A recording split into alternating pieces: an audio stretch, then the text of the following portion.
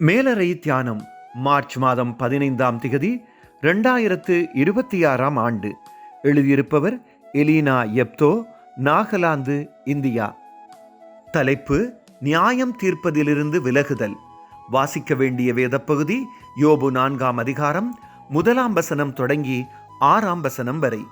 இன்றைய நாளுக்குரிய தியான வசனம் யோபு 4ஆம் அதிகாரம் 5ஆம் வசனம். இப்பொழுதோ துன்பம் உமக்கு நேரிட்டபடியினால் ஆயாசப்படுகிறீர், அது உம்மை தொட்டதினால் கலங்குகிறீர்.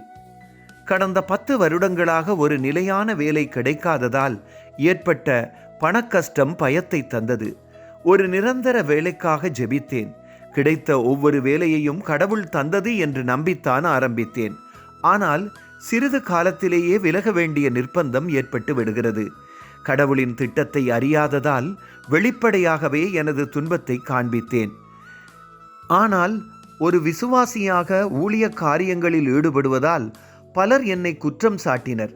நான் ஏதோ தவறு செய்தபடியால் தான் கடவுள் என்னை தண்டிக்கிறார் என்று சொல்லி பலர் எனது விசுவாசத்தை குறைத்து மதிப்பிடுகிறார்கள். ஆனால் சிலர் என்மேல் இரக்கப்பட்டு என்னுடன் ஜெபித்து பண உதவியும் செய்கிறார்கள். யோபு கஷ்டங்களின் மத்தியிலும் தனது விசுவாசத்தை காத்து கொண்டார் என்பதை வாசித்ததும் எனக்கு ஆறுதல் ஏற்பட்டது.